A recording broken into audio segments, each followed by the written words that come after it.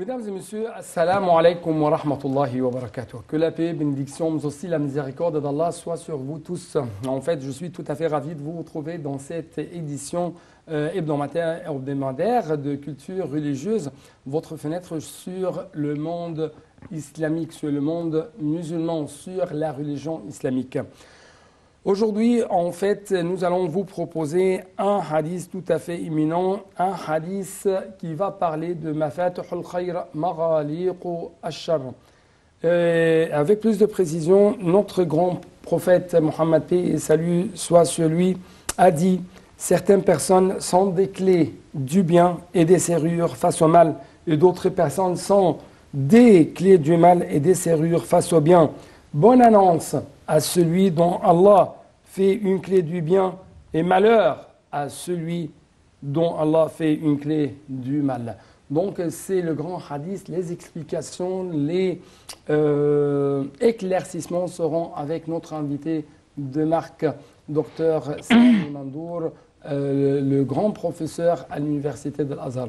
Dr Sami, vous êtes toujours bienvenu sur Internet. Merci. Merci beaucoup pour votre présence. Merci. Et nous attendons bien sûr l'interprétation, les justifications, les explications, mais aussi les éclaircissements concernant ce hadith. Oui, bismillahir rahmanir rahim. Alhamdulillah wa salatu wa salamu ala sayyidina rasulillah wa ala alihi wa sahbihi wa man wala. Rabbi shrah li sadri wa yassir li amri wa hlul 'uqdatan min lisani yafqahu qawli. En effet, vous avez bien cité un hadith très important du prophète Mohammed sallallahu alayhi wa sallam, puisqu'il s'agit de la finalité de l'islam. Il s'agit de l'objectif de la création de l'homme. Il s'agit de pourquoi l'homme est là dans cet univers. Et pourquoi le prophète a été envoyé. Et pourquoi le prophète sallallahu alayhi wa sallam a eu ce message et sa mission après tous les autres prophètes. Et pour dire quand même pourquoi tous les prophètes et messagers d'Allah ont été envoyés. Puisque normalement, quand Allah a créé l'homme, il a créé l'homme et il a dit c'est-à-dire Allah a guidé l'homme vers le deux chemins.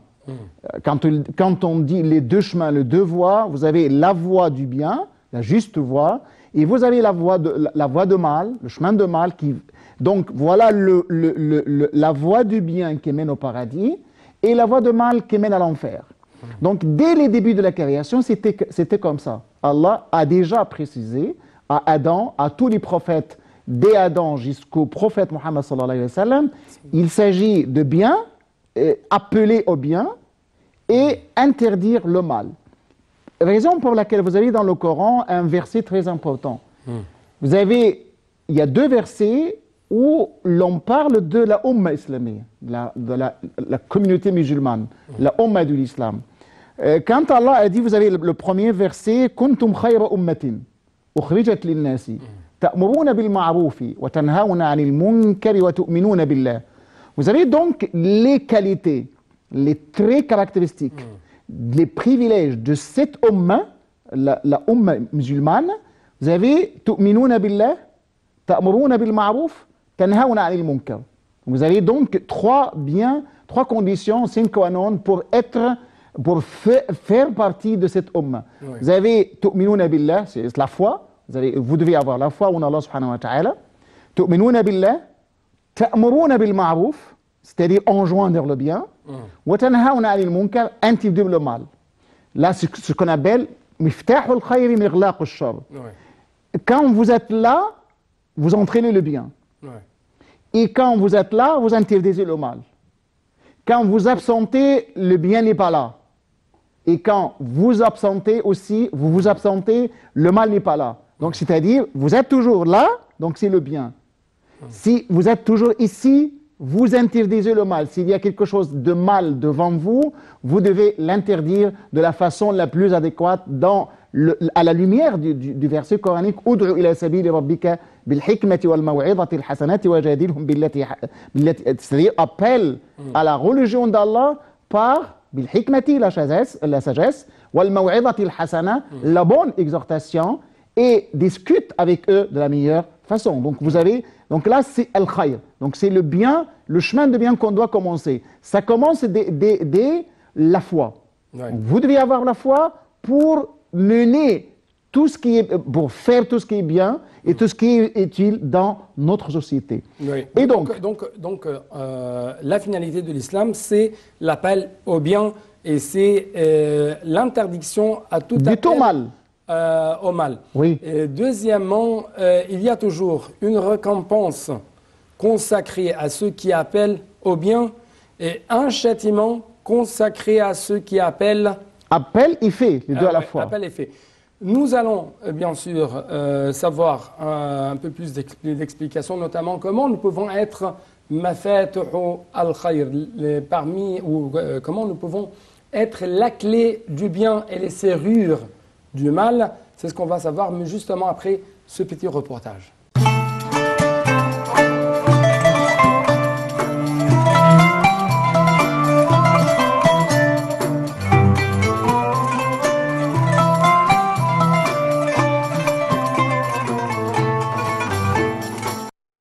Celui qui veut être parmi les clés du bien, verrou du mal, légende de bonnes nouvelles, alors qu'il s'en tienne à ce qui suit.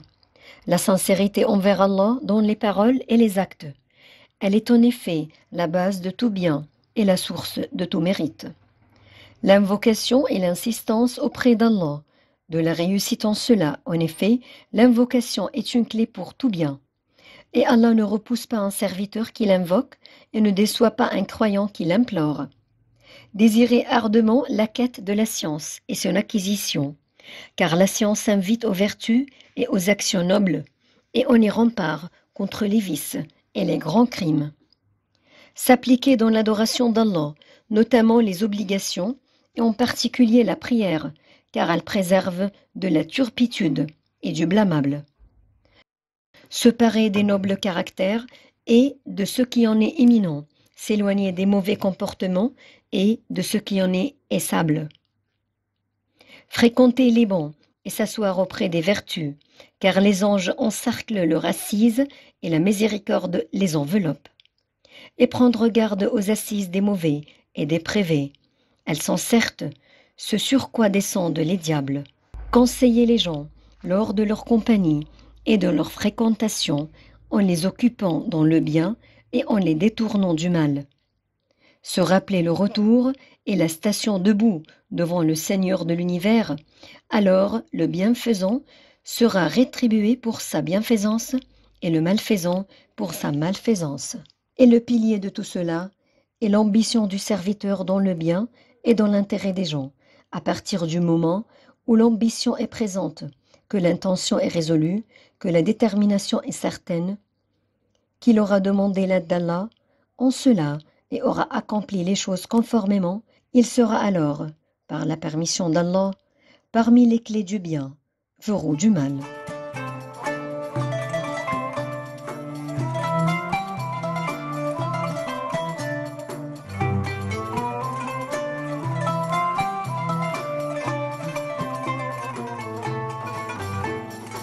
Donc, docteur Sami Mandour, il y a, si je peux dire, des raisons, il y a des moyens pour arriver à disposer de ce caractère, la clé du bien et les serrures du mal.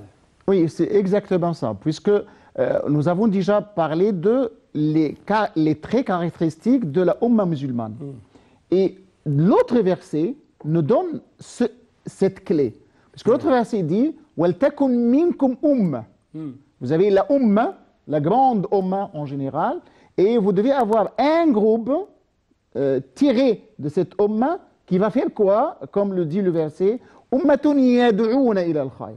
Donc nous devons tous appeler au bien. Wa ya'muruna bil ma'ruf. Et donc le Coran, dans les mêmes versets, insiste sur l'appel au bien et l'interdiction du mal. Et donc, comment faire? Comment essayons de, comme le hadith du prophète le dit, « Inna minan nasi nasan » Parmi les hommes, il y a des gens. « Mafatihu lil khayri, maghaliqu lil sharri » et qui sont des clés pour le bien et qui appellent au bien et qui ferment la voie à tout ce qui est mauvais, au mal, si je peux dire. Il y en a d'autres aussi qui sont tout à fait le contraire. Ouais. Et qui sont mafatihu lish-sharri, il appelle toujours au mal, maghaliqu lil-khayri, c'est-à-dire il n'appelle pas au bien. Donc c'est tout à fait le contraire. Vous avez deux catégories de gens. Catégorie qui appelle toujours au bien. Quand tu vois quelqu'un, ça te rappelle Allah, ça te rappelle le bien, ça te rappelle tout ce qui est utile à la société. Mais vous avez quelqu'un d'autre qui est criminel, qui est toujours mauvais et qui est méchant. Et quand tu le vois, tu te rappelles toujours de tout ce qui est mauvais. Et donc là, qu'est-ce que le prophète le dit? Mafatih. Donc il y a les deux. Et donc, comme vous l'avez déjà dit, il y a au bout du chemin, qu'est-ce que nous allons trouver? Les gens de bien, qu'est-ce qu'ils ont? La récompense. La récompense. Et les gens de mal, qu'est-ce qu'Allah leur a réservé dans le jour du jugement dernier? Ouais. Donc le prophète a dit, Fatouba. Ouais. Touba, c'est plutôt le paradis. Ouais. Une catégorie, un type de paradis. Fatouba liman kana miftahan lil khayri mighlaqan lish-shar. Donc paradis. Donc ça sera au paradis. Ça sera au paradis. Appellent, au chemin de bien ou ceux qui appellent exactement ça. Wa waylun liman kana miftahan lish-sharri mighlaqan lil khayri. Waylun, c'est une valide en enfer. Ouais. Donc là, le symbole Touba, Touba c'est le symbole de paradis. Waylun, c'est le symbole de l'enfer. Donc, au bout du chemin, de votre chemin, c'est à vous de choisir.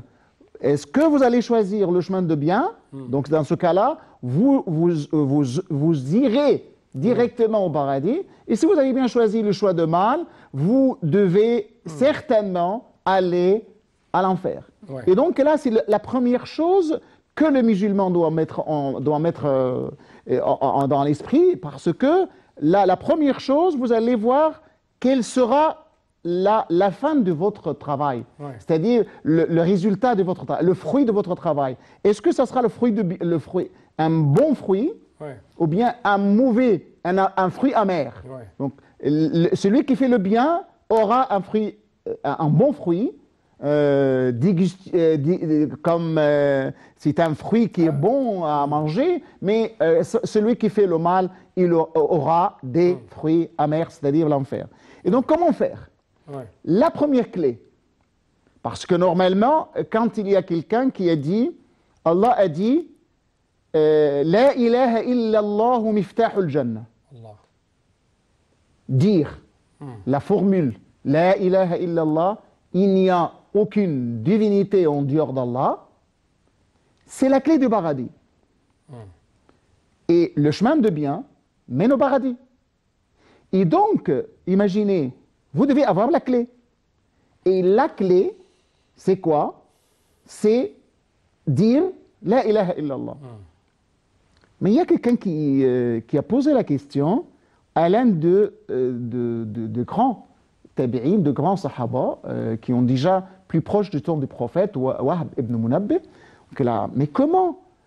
Est-ce que si on a dit La ilaha illallah, donc on doit entrer dans le paradis, comme le dit le hadith, il a dit oui, mais vous avez la clé. Mais quand vous avez la clé, il y a ce qu'on appelle d'ici, il y a oui, vous avez la clé. Et dans la clé, il y a des comment dirais-je?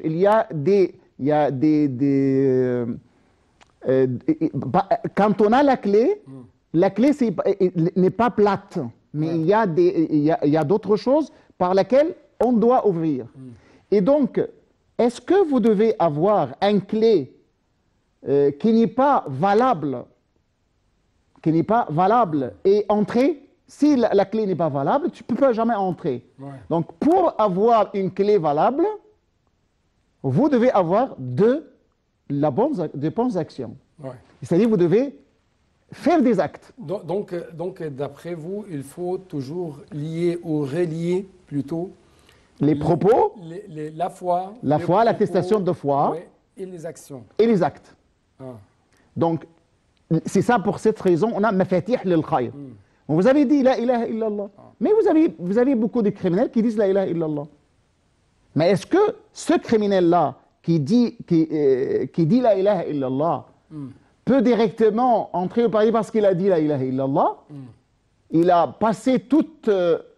bien sûr, ça dépend d'Allah, mais quand même, quand on essaye d'expliquer les choses, vous devez faire des bons actes, vous devez faire des actes vertueux, vous devez être miftah al-khayr mirlaq al-shar, c'est-à-dire vous devez faire du bien et appeler les autres à faire le bien.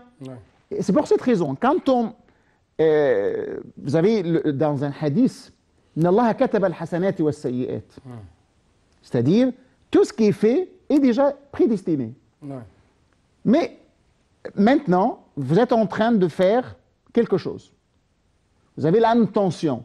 L'intention, c'est une condition sine qua non de tous les actes. Chez nous, surtout les actes cultuels. Et même les actes banals. Et c'est pour cette raison on dit toujours بالنية تتحول العادات إلى عبادات. C'est-à-dire, par l'intention, les actes banals qu'on fasse dans la société peuvent se transformer en actes d'adoration. Mais comment ça? À travers l'intention. À travers l'intention. Puisque maintenant, vous faites une émission télévisuelle. Pourquoi tu le fais? Pourquoi tu fais cette émission? Vous, en tant qu'animateur. Et moi, en tant que professeur. Pour essayer d'appeler les gens à faire le bien.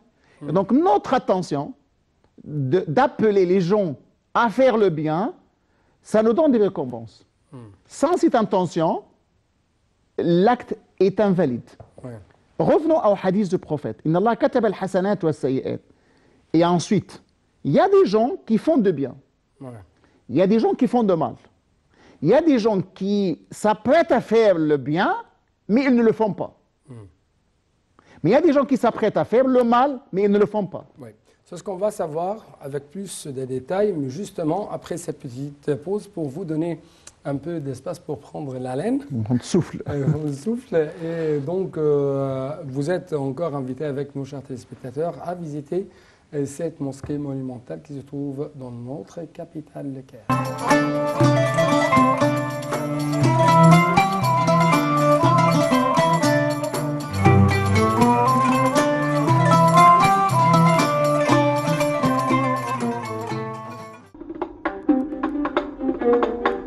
Lorsque le commandant des troupes fatimides, Jawhar al-Saqili, fut envoyé par le calife Al-Mu'izz al-Din pour conquérir l'Égypte, il entreprit la construction du Caire et y fonda la mosquée d'Al-Azhar en 969.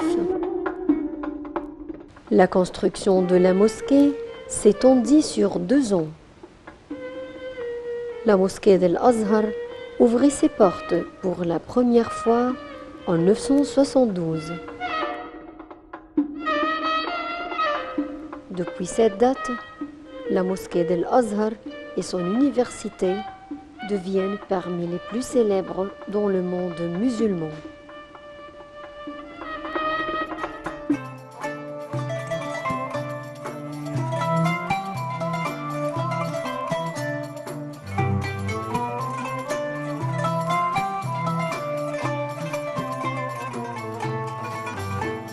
Donc, notre grand professeur, Dr Sami Mandour, il y a des gens qui voient le bien mais ne le font pas, mais n'essayent pas de le suivre. Et il y a des gens qui appellent également au mal et appellent à ne pas faire le bien. Vous avez 2 catégories de gens. Il y a le hadith dont on parle, Inna Allah kataba al-hasanat wa sayyi'at, parle de quoi exactement? Parle des gens, il y a la récompense d'Allah subhanahu wa ta'ala et il y a la punition. Si j'ai l'intention de te porter atteinte, de te frapper, par exemple, et moi je ne l'ai pas fait, dans ce cas-là, je dois être puni ou récompensé.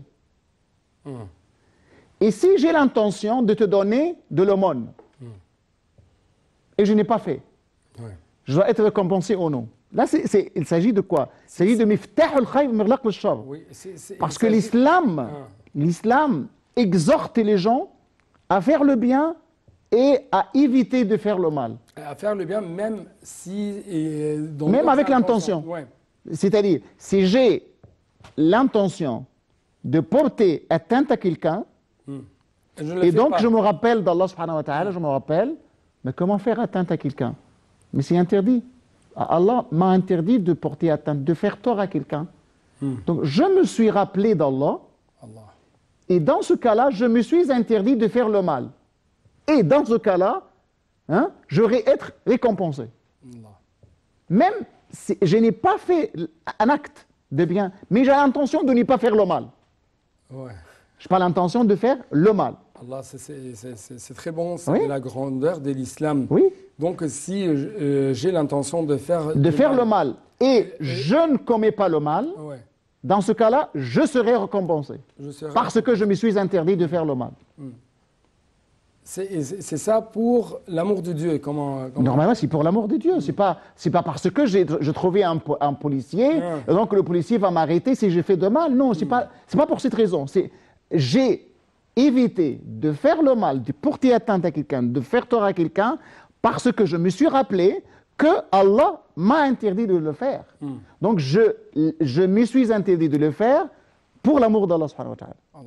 Donc dans ce cas-là, Allah me dit, là, vous devez être récompensé. Ouais. Je vous récompenserai, certes et certain. Parce que le hadith, le prophète, Inna Allah kataba al-hasanati wa as-sayyi'at, faman hamma, c'est-à-dire à l'intention, bi hasanatin fa'alaha, vous avez l'intention de faire de bien, donc tu as fait le bien, la bonne action. Donc dans ce cas-là, vous devez être récompensé.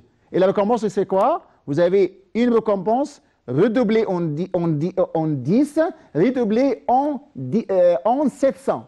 Ouais.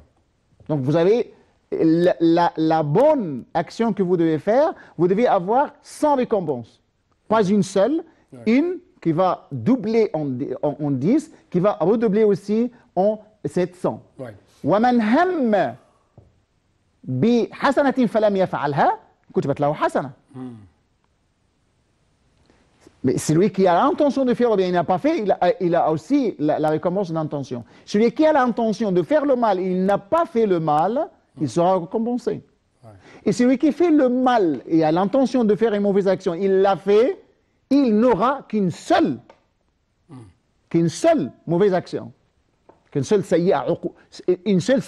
Mais pas le hasana, redoublé en 10, redoublé en 700. Donc si j'ai l'intention de faire... La grâce immense d'Allah subhanahu wa ta'ala. Si donc j'ai l'intention de faire une sorte d'action dans mes intentions et je ne le fais pas, donc ça sera récompensé d'une seule hasana.